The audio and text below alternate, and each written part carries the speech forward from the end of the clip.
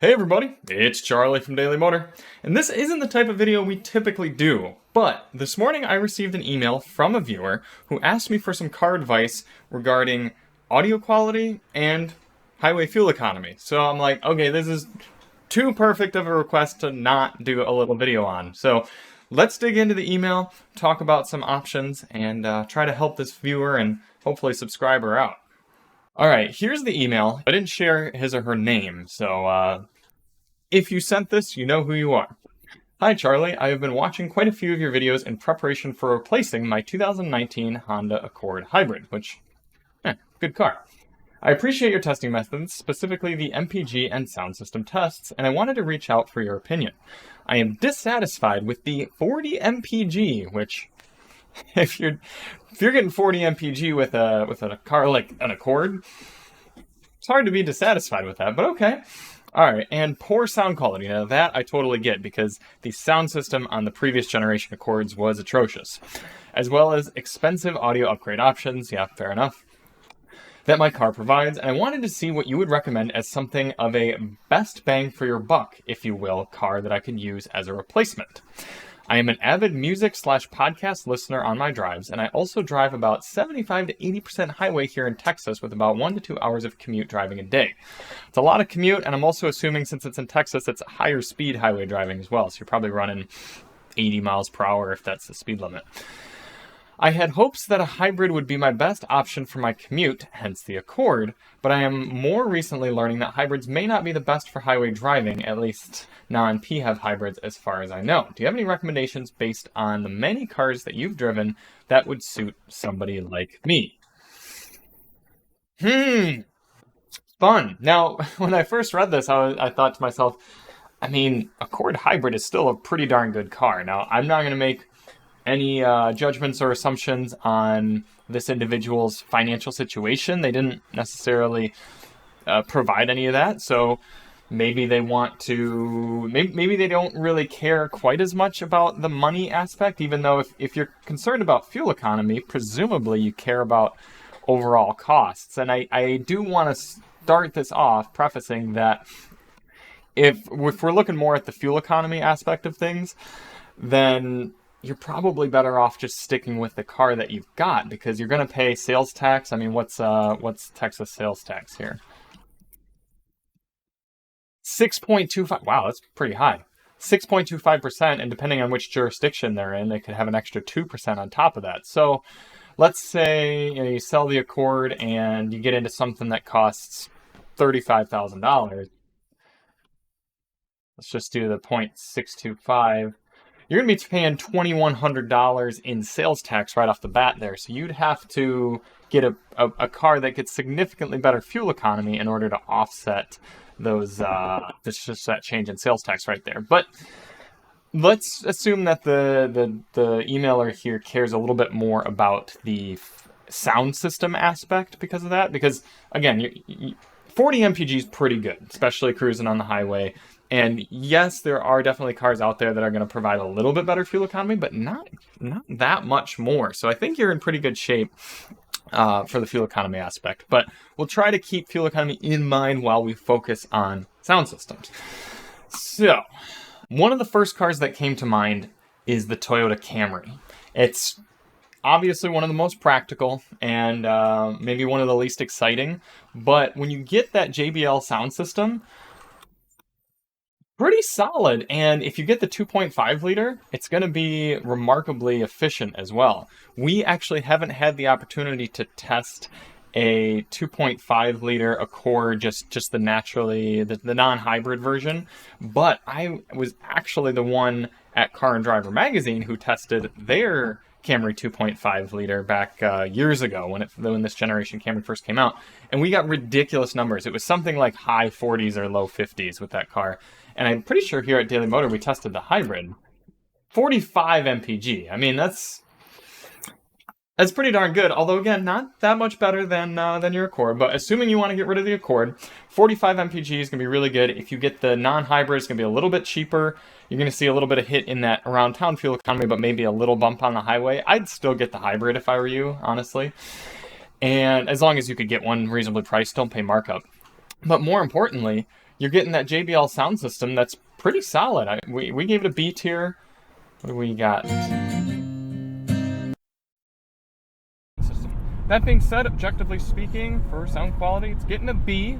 Just barely a B. I would be edging toward the side of B minus. Okay, so a little bit more toward B minus. It's not the most satisfying sound. It's going to be a big step up from your Accord, and if you're doing an hour to 2 hours of commuting each day with a lot of highway, you're probably putting a ton of miles on your car. So the Camry is going to have super low ownership costs. It's going to sound quite a bit better than your Accord. And you're probably going to be able to get one for a decent deal, I would hope, considering the new Camry's right around the corner. So that's definitely one that came to mind. Next, moving a little bit more expensive, we got to go Volvo S60. That's going to give you your best sound system experience at pretty much anything under $100,000. And you could go two options. You could either get one of the plug-in hybrids, get some tax rebate there, and then save money depending on what your electricity costs are, or you could just keep it simple and go with the B5 powertrain. You don't need all-wheel drive probably in Texas, so you're looking at a B5 2-liter turbo, and I think we have to get at least the Plus, maybe the Ultimate, in order to get the Bowers and Wilkins. Let's see here. Go all the way down. Yeah, so the base S60 is not giving us Bowers and Wilkins option. We got to go up to Ultimate. We're already looking at 51 grand, and then we should have an option down here for Bowers and Wilkins Premium Sound. So you're going to get a car that's remarkably comfortable to be inside. It's going to be probably decently fuel efficient. Let's do a quick check. B5 front-wheel drive, 35 highway, and that is on premium gasoline, so keep that in mind. You're going to be spending a little bit more for premium, and it's not going to be as efficient as your Accord, but I mean, not terrible, and you'll probably see better than that in the real world. We saw, what was it, 38, I think, on the plug-in hybrid one that we tested. So 54 grand, you're getting what substitute Topher Christopher Brower likes to call the, you're getting a $54,000 sound system with a car attached to it. So if you want to go top tier sound system, that's it right there. Now, the other thing that came to mind for me was the BMW i4. BMW i4 is, in my opinion, the best electric vehicle you can get if you do a lot of highway driving. It's remarkably efficient. And I don't even mean just range. I mean the amount of energy and electricity you're using to go a certain distance is very low on the i4. Let's see what we got. So, say you want one with a good amount of usable range. Starting right off, I mean, you're looking at, for highway, 119 MPGe for the base model, the i4. I don't know if that's base, but at least it's the most efficient. That's really, really good. And even if you got one that was super sporty, then you could still be getting around 100 MPGe. Pretty darn efficient. And, again, talking sound system, we're looking at the very, very good Harman Kardon sound system. I was actually really impressed with this one. Let's see if we can get that Harman Kardon in the base 35E model. We're going to build you the most efficient and the best sounding. So we don't need M Sport. Nobody needs that. Let's get you, instead of white, let's go jet black. Well, you're in Texas. You're probably going to want white. Be a little bit more cool in the summer. We want to keep those aero wheels on there, even though they don't look fantastic. Ooh, can we get you some cheap brown? How much does red cost? Ooh, the red is no cost? Yeah, we're going with that. And how about your trim? Can we get you some wood grain? How about open pore, fine wood oak grain? Yeah, definitely, that's what you're getting. And additional packages, options. There it is, Harman Kardon surround system, only $875? Yeah. Okay. All right. Now, keep in mind, it's possible that you could lease this and get a crazy good lease deal, because BMW might give you some of the electric vehicle tax credit incentives built into your lease. So you might be able to negotiate a really good deal on one of these. But for $1,000 less than the Volvo S60, you can get an i4 eDrive 35. And the cool thing about the BMW electric cars is they typically achieve their EPA range in the real world. And you can't say the same about Tesla or a lot of the other EVs. But BMWs, I've found, achieve their highway range, maybe not at 80, but at least at 70 they do, so at 80 you could be pretty close. So if we're looking at this one, this is a 35E with the Aero wheels, Grand Coupe, 18-inch wheels, 276 miles of total electric range. Let's even say that you're getting 90% of that.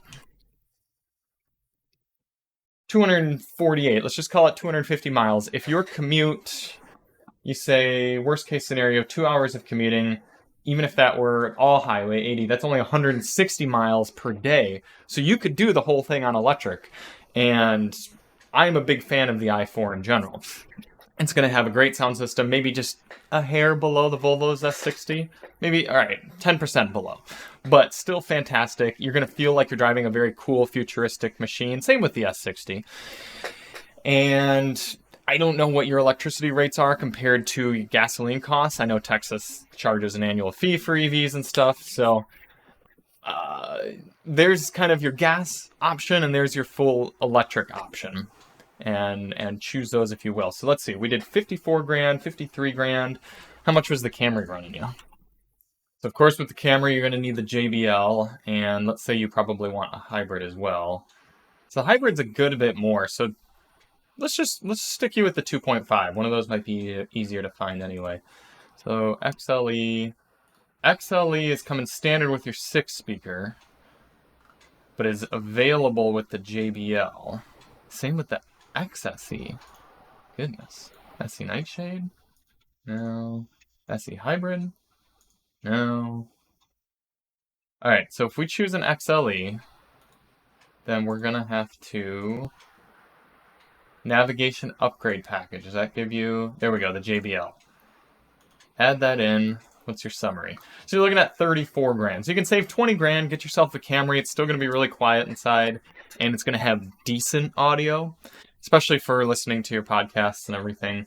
It's not going to blow you away, and it would definitely be a good step up from your Accord, but I don't know if it would be worth jumping ship for something so similar right there. The other idea, the other option, especially since you do a lot of highway driving, would be to get a CPO Toyota Avalon, because they don't make them new anymore, but the Avalon Hybrid and normal Avalon 2.5, if they put, I'm pretty sure they put the 2.5 in the Avalon. If you get those, they're going to get nearly as good a fuel economy as the Camry. Again, really solid JBL. It's just a little bit cooler, a little quieter, a little larger, a little more comfortable. And CPO, you're going to be able to get one of those under 30,000 all day, and it's Toyota, so it's going to be reliable. Is there anything else that you should be considering? Let's do one quick look through news, new cars. Let's see if there's anything. I mean, obviously, Acura TLX would be strong. I'm just going to breeze through the brands. We're going to see if there's anything that jumps out to me. You could do an Audi A4. I don't think that's going to necessarily be worth it for you for the running costs, though. The only thing from BMW you can get is the i4, because the rest of them have trash sound systems, or at least the rest of the kind of more affordable models. No Cadillac CT4. Ford doesn't make sedans anymore. They don't make anything fuel efficient outside of the Maverick Hybrid. Oh, okay, you could do a Genesis G70. That would be an option as well. That's a pretty solid sound system. What did we give it? B tier? Okay, so again, you're paying a good bit more. Not getting that much better than the Camry, but it's going to be solid. You'd also get yourself a used G80. That would be a good call. Ooh, you could do a new Honda Civic as well. That's honestly not a bad idea. I didn't even really think of that until right now. We could go, let's go. Now, you're not going to get outstanding fuel economy necessarily, but it's going to be good enough, and it's going to be fun to drive. Most fuel-efficient Honda Civic, the 1.5 liter, you're getting 42 MPG highway. That's pretty good. I don't know if you're probably not going to see that in the real world, but not bad. But in order to get the Bose, you have to step all the way up to the Touring. Yeah, that's the 1.5 liter turbo, but you're going to have different wheels. So is that the same 5-door 1.5? It's probably this one down here. We're looking at more like 38 MPG highway. Okay, so for just a little bit less than the Camry, you can get yourself a Civic. It's going to feel like a newer, fresher, more fun car, but it's also going to be louder and less comfortable. So I'd probably go with the Camry in your situation, to be honest, cruising on the highway. Theoretically, you could also do the new Accord. If you really liked having a Honda, then new Bose is gonna help out. Your fuel economy is gonna be not that much different though. You could also do a Lexus ES. You're gonna get a pretty strong Mark Levinson sound system out of that. I'd still probably take the Volvo or the BMW, but ES is gonna be really fuel efficient and really reliable. So there's an option right there too. And then obviously there's the Tesla Model 3. If you get the long-range Model 3, you're going to be able to charge it really fast. It's going to be kind of appliance-y, but also pretty fun to drive. And that sound system is pretty solid as well. So that's definitely an option. Lastly, I mean, you could maybe do a Jetta with the Beats audio. It's gonna be better than what you have, but I still don't think it'd be worth kind of that upgrade. So that would be my advice to you, unnamed emailer. I'd say Toyota Camry with the JBL if you want to keep it reliable and decently affordable and very cheap to run and maintain. If you want to keep it gas and spend a little bit more money, I'd say Volvo S60. Volvo also has a really great CPO program, so you could get yourself into a CPO Volvo and get a good amount of warranty as well. Decently fuel efficient. You're going to lose some there, and you might be having to put premium fuel in it, but you're going to get one of the best sound systems on the market. And then if you're good to make the jump over to electric, BMW i4 35e is where I would go there. Awesome sound system, great real world range. It's going to be fun to drive, look cool, feel cool, and honestly, even probably, depending on how you spec it out, end up being a little bit cheaper than the Volvo. Anyone else have any other suggestions? Spit them out in the comments. I'd be curious. And hopefully this helps. Hopefully you all enjoyed. And I guess if anybody else has questions about these sort of things, car recommendations, shoot them over to my email. I might make a video. I'll definitely at least reply to you as long as it doesn't go to spam. And we'll see you on the next one. I'm Charlie from Daily Motor. And as always, car shop on.